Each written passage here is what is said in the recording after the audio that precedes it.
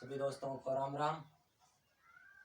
जैसे कि पिछले वीडियो में हमने वैदिक गणित में 4 सवाल किए थे, जिसमें आपको 2 सवाल तो व्याकरण के बताए थे और 2 वैदिक युद्धि से योग ज्ञात करने के बताए थे। अब हमारा अगला सवाल है, 5वां सवाल है, जो सूत्र एकाधिकेन पूर्वेण के द्वारा गुणा करना। सूत्र एकाधिकेन पूर्वेण, एकाधिकेन का मतलब आप समझते होंगे एक अधिक। अब देखो, इस प्रकार के गुणा में हमें 2 बातें ध्यान में रखनी होगी। एक तो है निखिलम अंक। निखिलम अंक कौन सा होगा? देखो, जबकि संख्या दोनों मिलती है, उभयनिष्ठ वाला ना पा, जबकि संख्या दोनों मिलती है वह होगा को निखिलम है अंक। तो देखो हम कितना मिलता है 31, तो निखिलम अंक कितना होगा बताओ 31। ठीक है। और एक वह चरम अंक। चरम अंक कौन सा होगा? जिसका शेष बच गया वह क्या होगा? चरम अंक।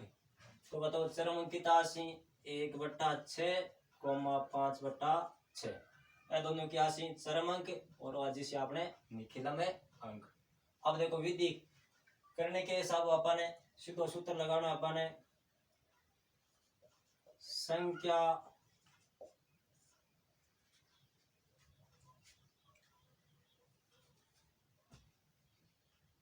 निखिलम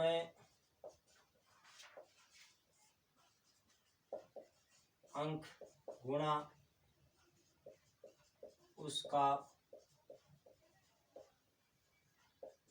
एकाधिक ओब्लिक चरम अंकों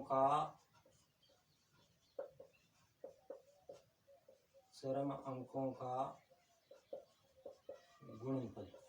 ठीक है। सूत्र है निखिलम अंक गुणा उसका एकाधिक। किसका एकाधिक है? निखिलम अंक का एकाधिक और चरम अंकों का गुणनफल। जगह शेष चरम अंक आपस में क्या करना है? गुणा। अब देखो निखिलम अंक तो आपने 31 गुणा 31 का एकाधिक क्या होगा? 32। ठीक है। चरम अंकों का गुणनफल, चरम अंक क्या है? 1/6 गुणा 5/6। 31 को 32 से गुणा करो। देखो 31 दूनी 62 और 31 93, 93 और 6 99, 992 ओब्लिक 5 को 1 से गुणा किया 5 और 6 को 6 से किया 36। तो हमारा आंसर होगा 992 सही 5/36। ठीक है। सूत्र ध्यान में रखना है, निखिलम अंक गुणा उसका एकाधिक ओब्लिक चरम अंकों का गुणनफल। अब देखो अगला सवाल है 6 नंबर सवाल। सेम विधि है सूत्र एकाधिकेन पूर्वेण के द्वारा। अब इसमें देखो निखिलम अंक क्या आएगा? दोनों में उभयनिष्ठ अंक क्या है? 1। तो निखिलम अंक क्या आएगा? 1। और चरम अंक 0, 3 और 97। सूत्र निखिलम अंक क्या है? 1 गुणा उसका एकाधिक। एकाधिक क्या है? 1 का एकाधिक है 2 ओब्लिक 0, 3 गुणा 97। 1 को 2 से गुणा किया 2 और 0, 3 को 97 से गुणा करेंगे 7 3 21, 9 3 27 और 2 29, 291। अब हमें ध्यान ये रखना है कि अगर ये विधि कब काम आती है? जब चरम अंकों का योगफल 1, 10 या 100 हो, 1, 10 या 100 होता हो, तब ये विधि लगाते हैं हम। अगर योग 100 हो रहा है तो इस भाग में 4 संख्या लिखेंगे हम। अगर योग कितना हो रहा है? 100, तो इस भाग में कितनी संख्या रखेंगे? 4। और अगर योग चरम अंकों का 10 हो रहा है तो इस भाग में लिखेंगे हमें 2 संख्या। और अगर योग 1 हो रहा है तो लिखेंगे 1 संख्या। अब देखो इसमें योग हो रहा है 100, तो कितनी संख्या आएगी साइड में? 4। तो एक क्या लगा देंगे? 0। सेम का सेम ये आंसर आ जाएगा 2 0 2 9 1। ये हमारा आंसर होगा सूत्र एकाधिकेन पूर्वेण के द्वारा। सूत्र याद रखना, निखिलम अंक गुणा उसका एकाधिक ओब्लिक चरम अंकों का गुणनफल। तो निखिलम अंक 1, एकाधिक 2, चरम अंकों का गुणनफल 2 0 2 20,291। उससे अगला सवाल है निखिलम सूत्र।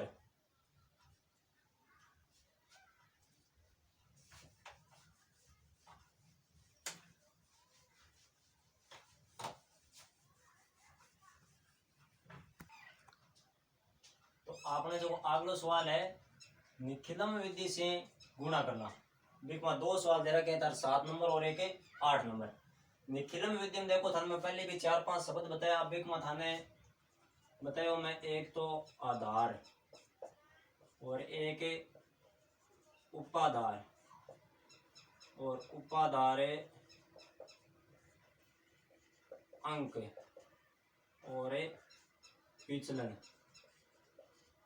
4 शब्द बताया। अब थाने बे टाइम भी बताओ, आप एक उदाहरण भी लियो, शायद 75 को लियो। बेक में थाने बताया अगर संख्या 100 कम हुए तो अपन आधार की तो लेना है 10। तो बताओ 54 और 56 है, 100 कम है तो आधार की तो 80 बताओ 10। बेक बाद देखना था उपाधार। उपाधार कौन सी संख्या होगी? ऐसी संख्या जिसमें 10 का भाग पूरा पूरा चला जाए या जो 10 के गुणा में आए और वो 54 और 56 के नजदीक हो। तो हमें पता है 50 है, 50 भी ले सकते हैं और 60 भी ले सकते हैं। तो 50 में भी 10 का भाग पूरा जा रहा है और 60 में भी जा रहा है, तो हमने कितना ले लिया? 50। अब निकालना है उपाधार अंक। उपाधार अंक कैसे निकालेंगे?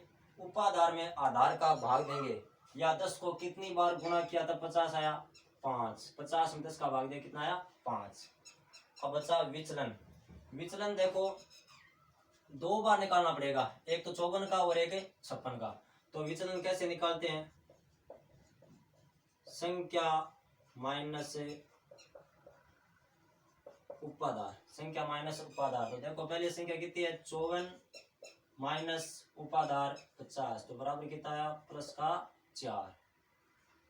एक बाद में 56 माइनस 50 प्लस का 6।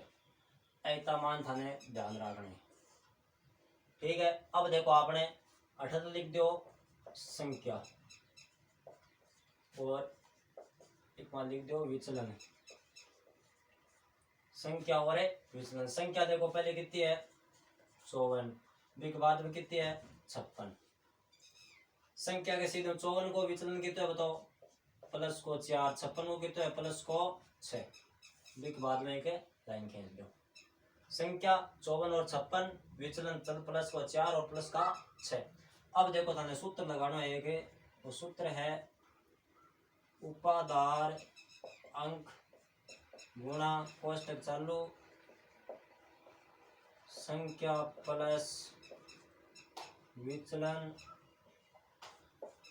ओब्लिक विचलनों का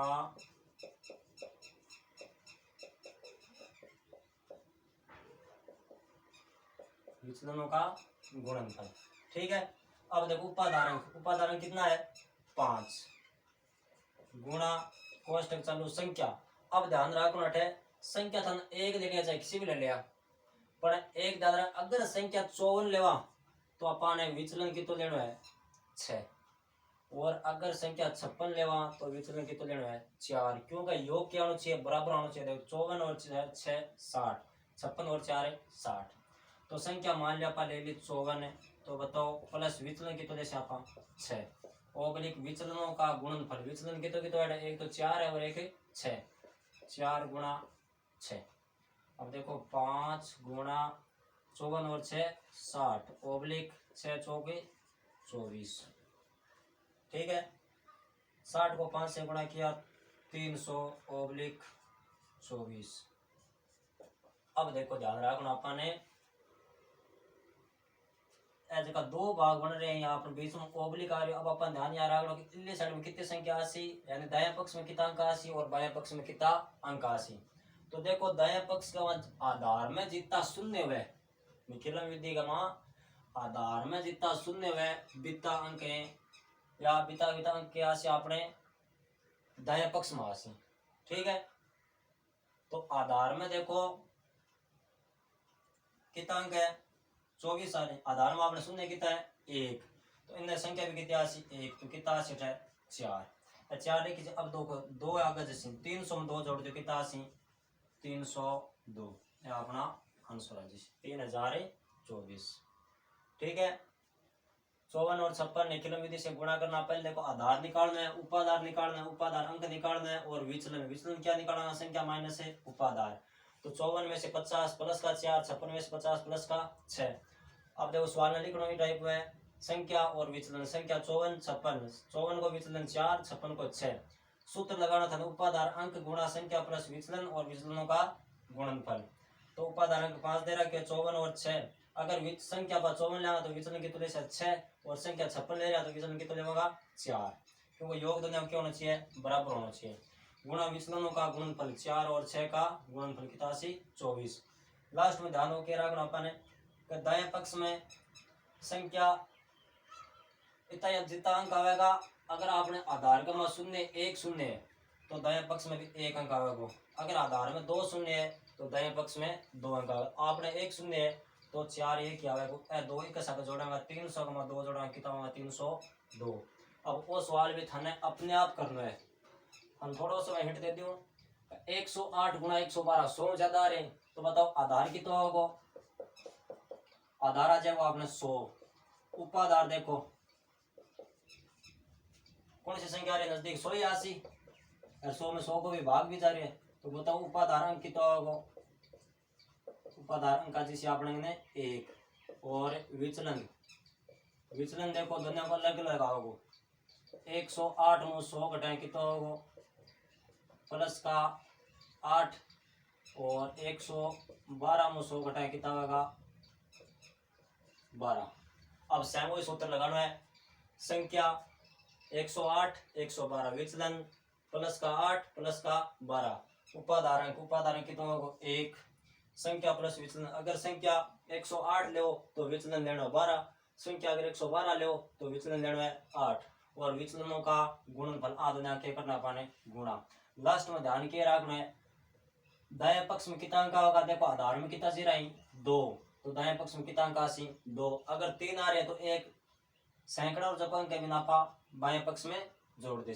ठीक है, वो सवाल थे खुद निकालोगा। और अगले वीडियो का नेक्स्ट वीडियो आपको भी थाना बताऊंगा आगे सूत्र एक न्यूनयन पूर्वेण के द्वारा गुणा करना। तो यह 2 सवाल है थारे 1.1 में, यह दोनों आराम समझ में आ गया होगा। वो सवाल थे खुद करके देख लिया। ठीक है, ओके।